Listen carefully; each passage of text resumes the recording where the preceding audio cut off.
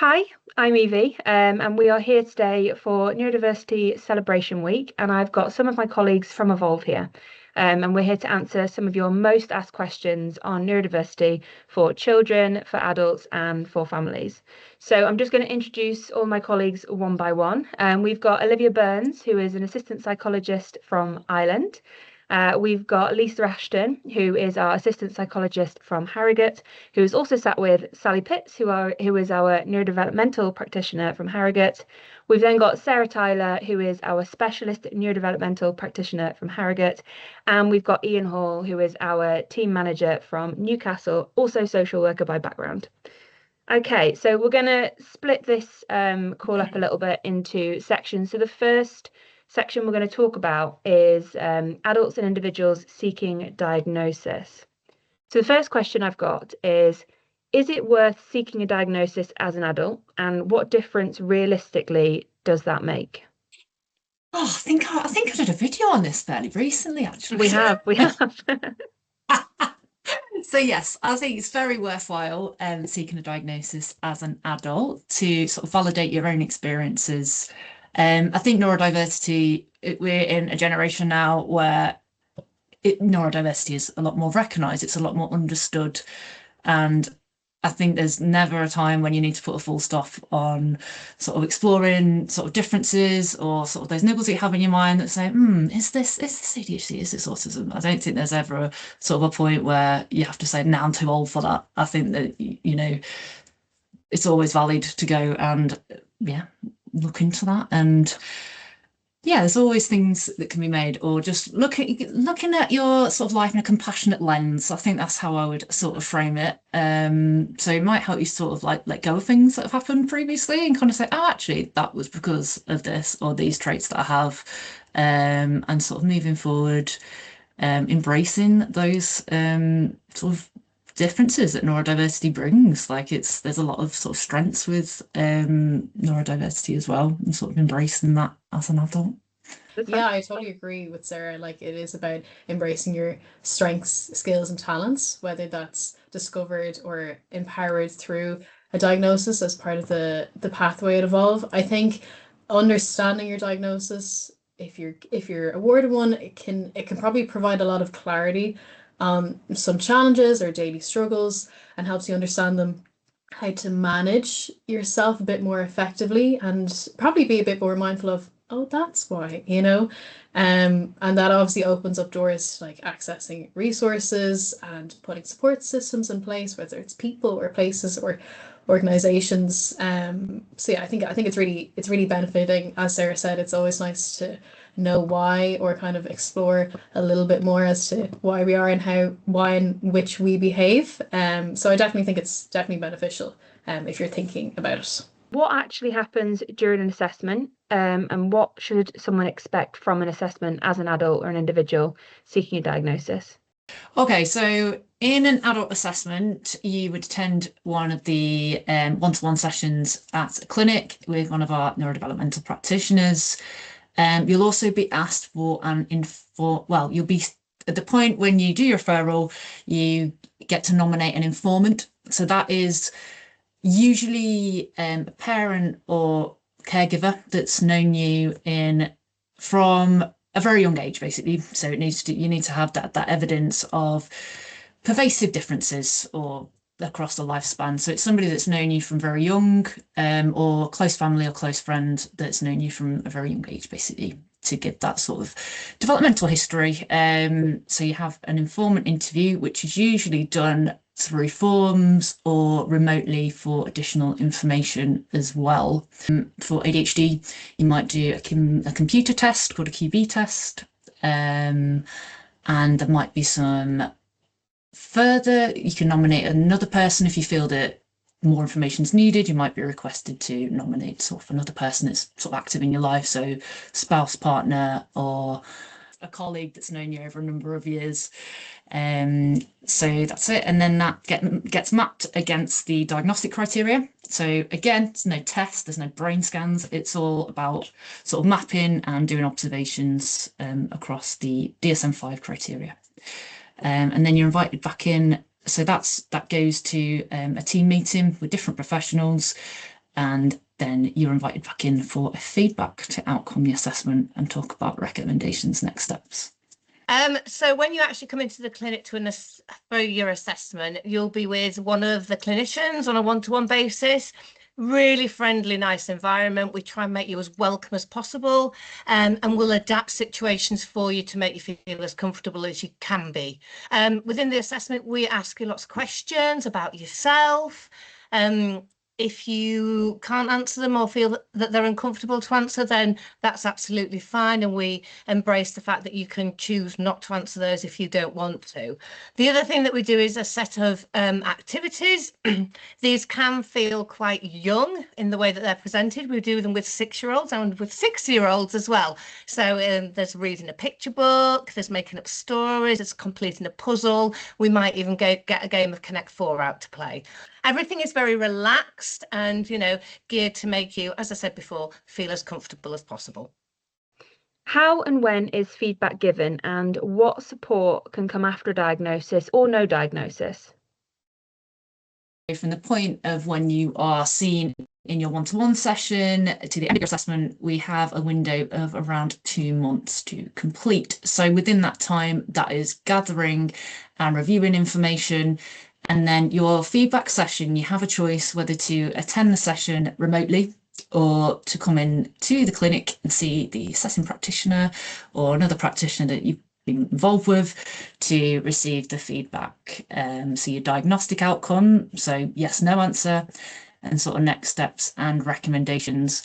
Depending on whether you have received a diagnosis or not, you'll still get recommendations. So it can be that sometimes we say, actually, we don't think this is autism or ADHD, but we can see that there are some differences here and some things that are impacting, and we can signpost to sort of mental health support, support in the workplace, advocacies, and other things as well. In terms of neurodiversity, we have a lot of sort of specific recommendations depending on where you live, so local recommendations, but also national recommendations. So things like the National Autistic Society, ADHD UK Foundation, and there's a lot of local charities that do a lot of sort of in-person groups and social events, and just making things quite empowering, really, and sharing of knowledge with other people with lived experience. So that's what we'll be discussing. What are common myths or fears that adults have about a diagnosis that you'd like to address? I'm too old.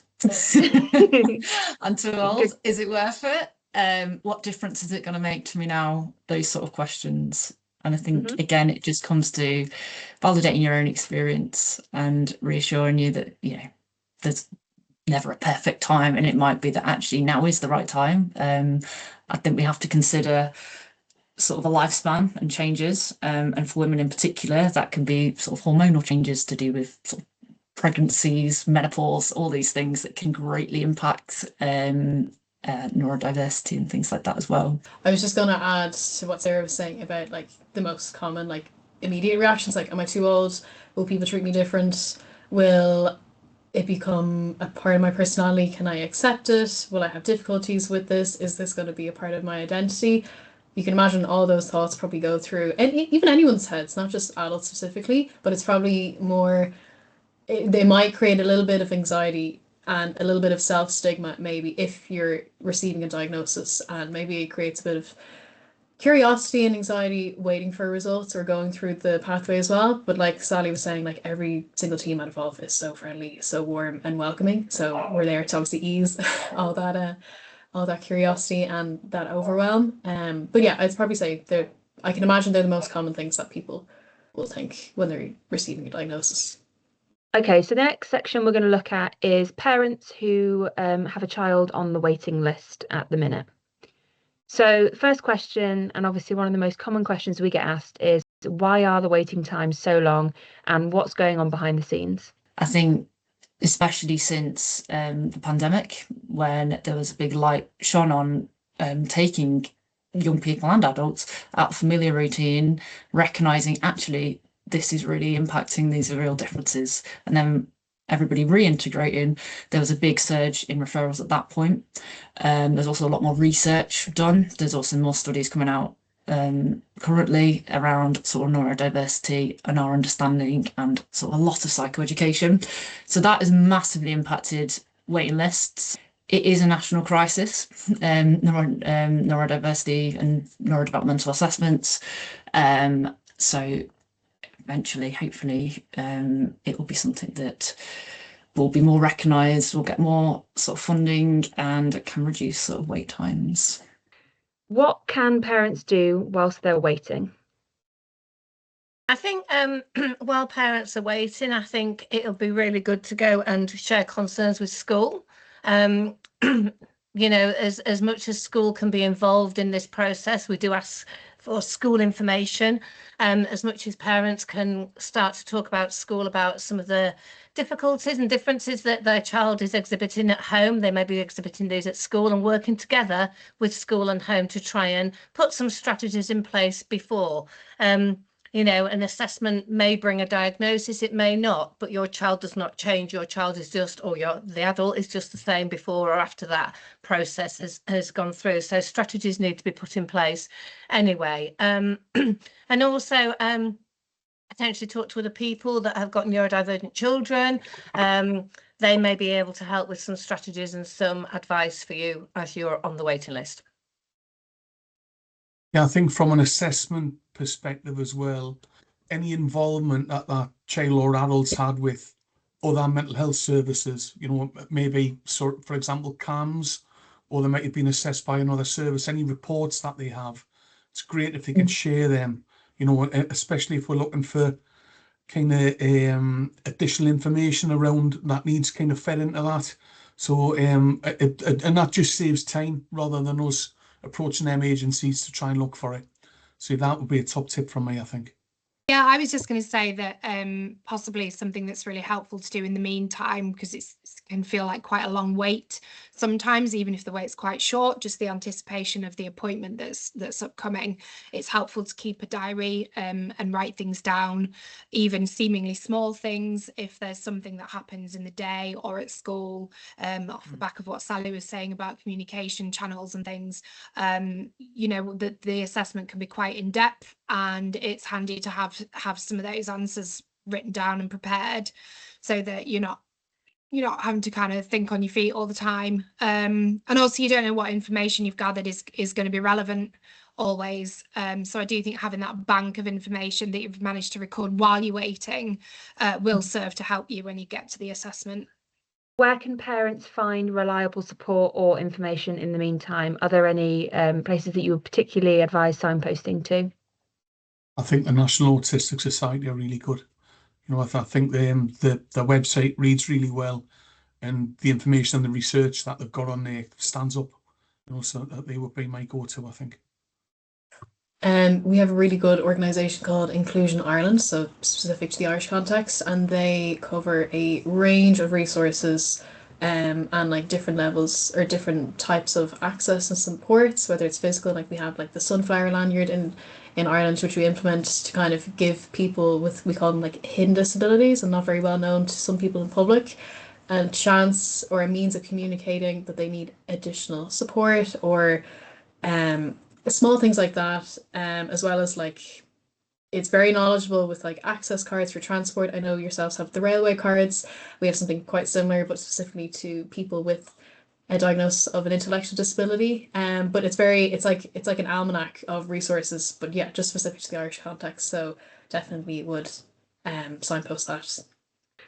So the next topic we're going to talk about is the school crisis parent. So this might be a parent who has recognised that the child is having some challenges in school or at home, and they're at a point where they're kind of at breaking point. Either the school has addressed that they might need to seek a diagnosis, or they themselves as the parent is making that first move. So the first question on this is, how do parents know if behaviour is typical or a sign of unmet needs? This is very hard to decipher between, like, is it possibly like emotional dysregulation, behavioral dysregulation, or are they just having a bad day, or is it mood dependent? I think it depends on how long they're quite upset and bold and interrupting and the frequency of this.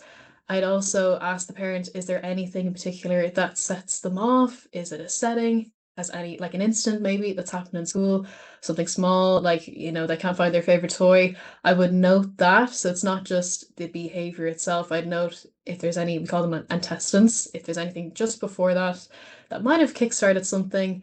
But yeah, I'd also discuss with the parents, like in class, like in as per their teacher's report, is there anything in particular that doesn't align with what happens at home that they get upset about? Or is there any certain areas of, well, why do they interrupt and are they inattentive? So it's not just necessarily labeling them as, oh, they're bold and they're not concentrating.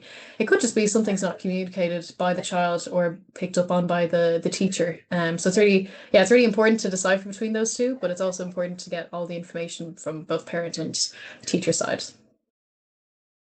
Yeah, building on Olivia's comments, I think, all behaviours tell a story. People behave for reasons because of other reasons. And that's really sometimes a really hard thing to understand and unpick, is why anybody has resulted in some behaviour. It could be a dysregulation, it could be withdrawal. Why has that happened? And sometimes it is, like Olivia said, for a certain reason. It could be that the noise is overstimulating and they can't cope anymore. A lot of the times it could be a build-up of a lot of smaller things, and then there's just one thing that tips that person over, and that overwhelm becomes too much. So, finding that one thing just before is very, very useful, but also backtracking on what actually has happened. Did they go into school that morning dysregulated, already a little bit upset, and has all this built through the day? So yeah, just understanding that behaviours are telling a story, and it's about trying to find out what that story is.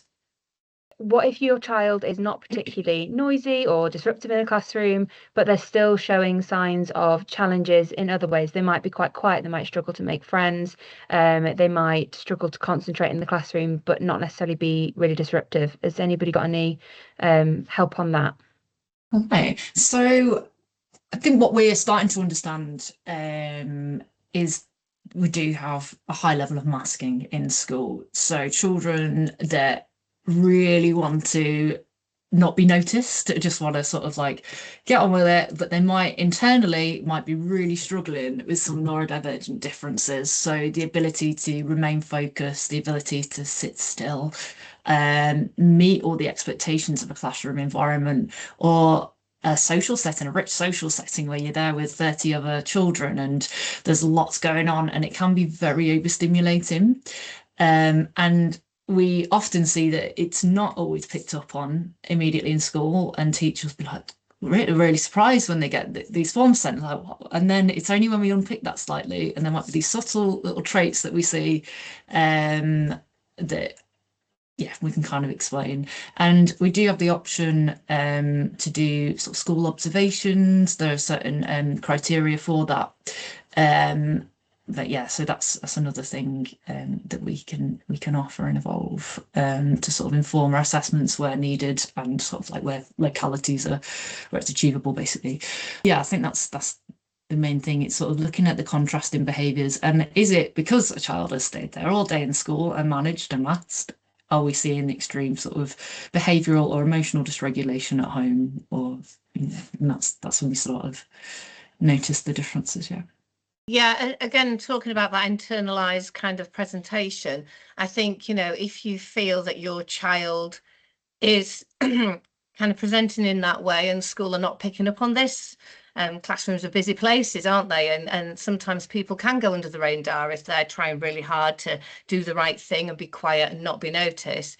I think, again, go in and talk to somebody in school, raise that awareness to the school that this is what your child might be feeling, and have somebody kind of talk to your child and be their advocate and say, listen, parents feel, carers feel that, you're struggling a little bit. Tell me about it. What can we do to help? And that open dialogue with the child, I feel, is really, really important, because ultimately it's only them that know how they feel, and it's only them that know the strategies that we can put in place to help them. So I think involving them as soon as possible is really beneficial. Yeah, I was just going to say off the back of all of that, that it's quite important to try and have a conversation with the child or young person when they're in a position to be able to have that conversation. So if your child is coming home from school and they're clearly dysregulated or upset or distressed, that's not the time to necessarily ask them what is wrong. Can you identify what's happened? When we're looking at triggers and causes and contributing factors, that's not necessarily the time. A lot of the time it's easier to wait until they've come down and come round from that, however long it takes, to let them become regulated again, and then try and open that conversation and see if you can gather some more understanding around the causes behind that. I find quite often that young people aren't aware at the moment, when they're in the heat of it, what the problem is. And it can be even more frustrating for them to try and communicate that when they don't know, because they're already stressed about it. So I think just being mindful that waiting a little bit until they've calmed to try and have any exploration kind of conversations is the best thing to do. I just think at the other end, and thinking with my social work hat on, in my last role, we did see what's known as child adolescent parent surveillance, where young people are hitting out at the parents, because that behaviour and that frustration that Sally talked about there is just building and building and building. And I think there's a difference between anger and violence. Anger's an emotion, violence is all about control. And what I would say is that if a parent is, being attacked by their child, they need to reach out, and that's difficult because of worry about, that young person being criminalised or social services step, because, children's social workers on TV always look really kind of hard-faced and miserable, don't they, when you see them in the dramas, etc. But it's really important to reach out, because that young person is going to get bigger and stronger.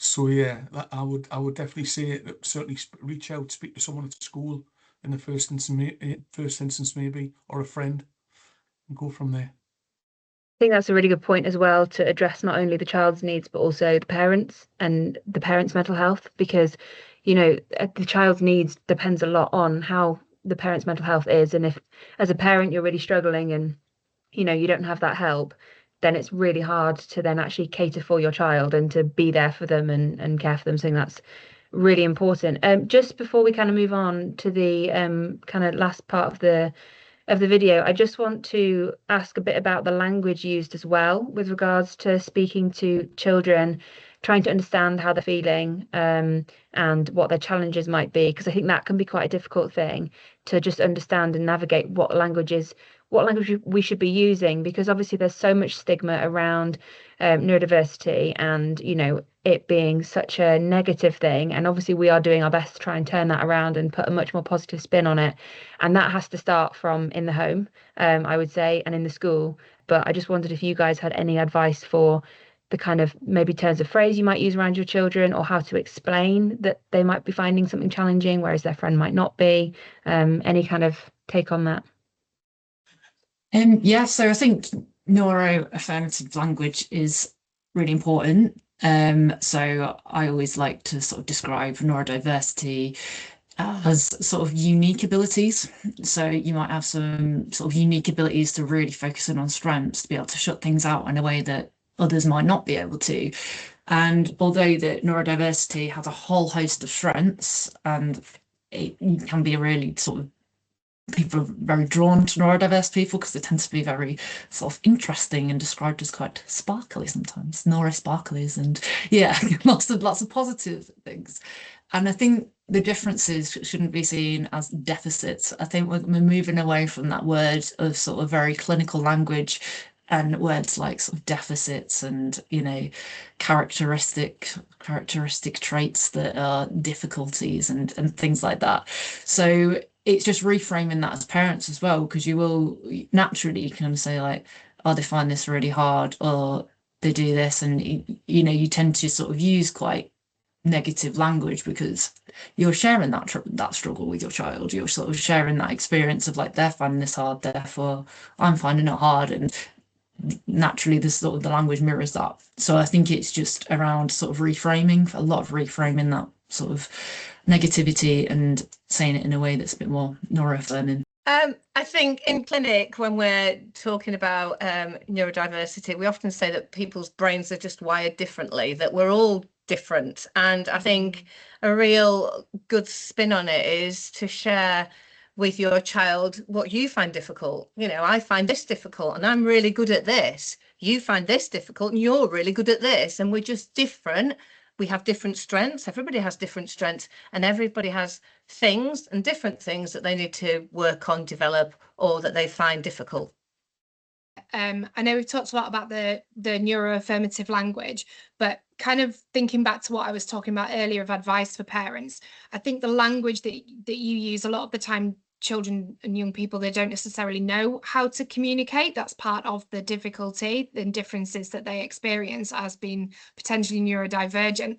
And I think especially when they're kind of seem like they're at crisis point, I think that reassurance that, I know it's a bit of an old adage, but this too shall pass, you know, when they're feeling this way now, this is really difficult for them right now, but certainly with my son, I say things like, you know, you didn't jump in a pool and know how to swim. You didn't get on a bike and learn to ride it instantly. Like, you didn't learn to walk as soon as you stood up when you were a child. Like, everything takes time. And whether it's a life skill you're learning, whether it's, you know, adapting to a difference in your brain, whether it's a different way of working at school, these things do take time, and that it feels really hard right now, and it feels like it's a slog, and it feels like it's never going to happen, but actually things do move forward, and it's about taking baby steps and engaging, I guess, as well in the process. And I know that can be really difficult to stay that positive about things, and particularly for parents as well. But I think that if you can try and garner some of that kind of, this will pass, we will move on from this, things are moving, even if it feels really slow at times, that can be a really important message to send. What can parents do if they feel like the school isn't listening? Reach out to SENDIAS. So that is support that's accessible to anybody. So it's like somebody that's impartial and knowledgeable. So they are special educational needs specialists that advocate on your behalf. So they can be mediators between the family and the school and sort of bridge that gap where communication might have broken down, or you felt that there has been some misunderstandings and that your child might be misunderstood. They can sort of advocate on your behalf and help with that sort of process. So that's one thing to consider. Just answering for the Irish context, exactly what Sarah said about SENDAS, we have SENOs, so they're special education needs officers that you can flag that you feel your child may need additional supports because the school aren't exactly being compliant or being very assistive, and they can advocate for the child to the school. Also, sometimes the teachers, if they're not cooperating, sometimes it's handy to just speak with the principal, and then obviously SENO's in place just in case the same issue arises. We also have the NCSEs, the National Council for Special Education, again very good platform for advocating for children that parents feel very strongly that they need supports in place to thrive in school. And yeah, they're the two that come to mind that parents can access. So what's one thing that you wish every adult or parent understood about neurodiversity? I would say don't treat it like a checkbox. Like, don't think, okay, that's fine, that makes sense, let's add it to such and such's profile, or that is who he is. Like, don't associate the neurodiversity with a child's identity, and try not to treat them any different. Focus on their strengths and what they're really good at and what they thrive in, whether it's the environment or an activity or just a specific skill they have, rather than put the primary focus on the areas of difficulty that they need supports in, because there could be several, but not to lose the limelight with that. Yeah, I'd probably say they're my top 3 tips. Really hard to follow on from that, Yeah. Olivia. Thank you very much. That was a really good answer. Sorry. I think as well is listen to whoever that is. I keep going on about this, but that perspective from that person is really, really important. Listen to who they are, listen to them, because you know, with everybody, neurodivergent or not, if you're struggling with something or you're finding something difficult, you know what's going to work for you, you know what's going to be helpful for you. And, you know, I think families are very supportive within their family networks. They put in many, many different strategies, and I think that's really helpful, that the whole family becomes it's not just a difference made for one person, the whole family embraces that difference, and that is just how the family network works now. So it adds that, and it becomes a bit of their almost normality. I agree.